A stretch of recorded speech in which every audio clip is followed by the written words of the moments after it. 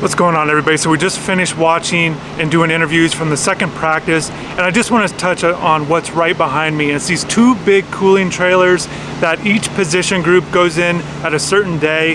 Jalen Rivers was talking about it after practice, and he was just saying the way it is, there's different things that they can do inside these rooms, and basically it's a lot of technology and science in terms of really getting these guys' body right and correct. So it's something new that we've seen this fall, and as you guys know, if you follow the channel, I like to show you guys kind of different things that's going on around the field. Right now they've finished and they're actually cutting the grass a little bit, cleaning up the field right now as I'm watching here. I'm just waiting for CanesFest to start. I'm gonna report back after CanesFest is over, but just real quick, some things that I saw today at practice, and I was focused on the defensive backs and the linebackers today. I've been wanting to watch the defensive guys because there's a lot of new guys out here. And just starting with the defensive backs, it's really an interesting group. I had my eyes locked on James Williams. I really think he's in for a big year this year. I think he's put in a lot of work in the offseason. I know he wants to be great. I know he was pretty good last year as a freshman. I just think he can kind of build off of what last year was. And I just think he'll be a better version of himself. Again, I think he's going to have a really big year. So I'm going to have video highlights and some clips of him in practice today, just going through some drills, get a chance to look at him and everything there on some things that they were doing. But again, with the defensive backs, and I had a chance to talk to Jamal Adai at Media Day, and he just feels like there are a lot of experienced guys, and he said that's great because these guys have been through it before, but really it just comes down to performance, and they're trying to improve on interceptions. We've talked about that before, but really with the defensive backs group, it feels like he's not, he feels like he can cut down his list if he needs to, and roll out a certain amount of guys. So just because they've got a lot of depth doesn't mean all these guys are going to earn playing positions and have roles on the team. So that'll be something to watch for. But certainly, as we've talked about before, roles can change as the season goes on. But in fall camp, we're going to take a look at more on what they have to do as they get into pads. And that's really where a lot of things go for the defense, because that's where they can really be physical and also, show that they can still run with pads and all these things, because certainly it's much different when pads go on. And I've not been told, it'll be the third day. They're going to be off on Sunday. They'll come back on Monday. I think that they could go in pads that day, or because they had a day off, they could come back out in shells like they were today, which is just the uppers.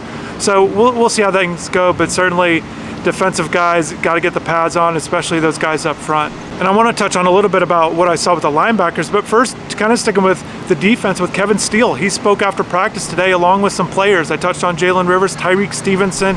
He's excited that he's back and back in this mix. And then Xavier Restrepo. Going back to Kevin Steele, he mentioned that he's still, even as a veteran coach, he said he started playing football in 1966. He's had a fall camp, fall practices essentially every year since. And he says he still loves it. And certainly he's got his hands full in regards to determining the best 11 on the field in terms of where they're going to play. And I'm going to post something later on the site about what this star position is in the Kevin Steele defense. We're some guys kind of working at that, so definitely stay tuned for that. So going to the linebackers, and I was able to watch some drills, and really, these first few days, we've talked about who goes first in a line and things like that, and does it matter? And, it's just what we can see right now. But as far as the top two linebackers, as far as what they roll out in the depth chart in terms of how they do drills, it's Wayne Steed and Corey Flagg. Those are the main two, and then Caleb Johnson in that second group with Keontra Smith. They certainly rotate in. And, again, I don't think that's how it's going to end in fall camp. There's a lot that can happen.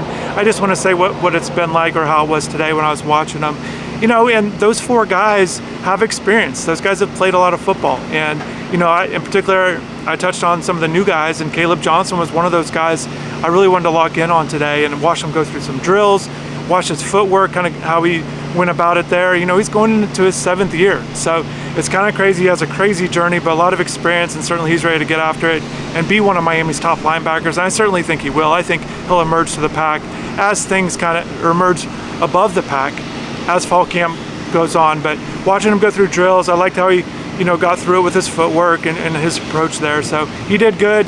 So one of the things that I heard from Media Day that stood out to me in regards to tackling was one of the coaches was talking about it, about how to correct it, or what's one way to kind of fix it. And he felt like they just got to get more guys to the ball. And he feels like in a one-on-one situation, it doesn't generally favor the defensive player. And I think that's going to be something to watch for, not just in fall camp, but all season. Can Miami get some defensive guys, multiple guys to the ball on defense, and I think they're right. Obviously, I think that they can solidify the tackling issues that we saw a year ago, even though it's a lot of the same guys. Obviously, there's some new guys, but that'll be something to watch for. And certainly, when you got more guys to the ball, certainly it makes it more difficult for an offensive player to get by them. So watch for that. I'll be watching for it in fall camp. Hopefully, we're able to see some offense versus defense. We've not seen that yet these first 2 days. We've only seen drills. I'm optimistic that we'll get a chance to see it like we did in the spring, but you never know how it's going to work out. New coaching staff, and they're getting closer to the season. But hopefully, being able to see them go against defensive players, whether it's one-on-one drills or if it's some 5-on-5 action like we saw, or 5-on-4 with the defensive line, whatever it might be, hopefully we're able to see that and certainly report back to you guys about what I saw. So as I'm doing this video and I'm kind of looking around, and I just want to show you guys, I'm the only one out here right now. There are some people working on the grounds crew, but it's just kind of a cool experience, kind of just looking around a Green Tree practice field. Coming out here for all the years that I've been out here, it's changed a lot. Seen a lot of players over the years. It's been a lot of fun. It's kind of crazy just kind of reflecting on what this program has been, and just what it's been like kind of covering the team. So it's just definitely interesting to see how it is all working out. But once again, I'm just taking a walk here. I'm going to show you guys, a little bit of some CanesFest videos and also some videos from practice from earlier today, but just kind of showing you guys the field a little bit and seeing it. And once again, taking a look at these cooling trailers that are certainly I was going to say a hot topic, but a cool topic here at fall camp this year. As these guys just kind of continue to work on recovery. Coach Cristobal spoke about it earlier in fall camp about just the science that goes into it and how it really helps players kind of recover and kind of get ready for the next day. And it's really important. It's hot out here, but also, they've got another practice the next day. It's not like spring ball where they've got days off in between. These guys pretty much go almost every day, and there's certain things that they're not able to do. They've got NCAA requirements where they're not able to be out here like it used to be. I was just telling someone the other day, when Randy Shannon was here, I remember he started fall camp with 21 straight days of practice, which was crazy because the rules were just different. But it's just cool kind of being out here and seeing how these guys work. But definitely stay tuned to the rest, and I'm going to show you guys the rest of the field here. So I'm just walking back. You can hear the cooling trailer. It's actually shutting them down right now. But when I was walking by doing this video, I noticed that the garage door that they have open from the indoor practice facility to outside actually closed. I don't know how I'm gonna get back in because I just walked right out, but hopefully I can get back in there without any issues. So I just wanted to share that real quick. So, all right, thanks guys. 1 hour later. So I finally got back inside, opened the door, so that was great. And you know what, CanesFest looked great. There were a lot of fans. It was cool, just cool seeing the fans interact with the players, autograph session, able to take some photos of some guys. Huge long line for Mario Cristobal, although at one point, right when I walked in, there was only about 5 to 10 people, and it looked kind of a little ridiculous just to see this head coach at a big program.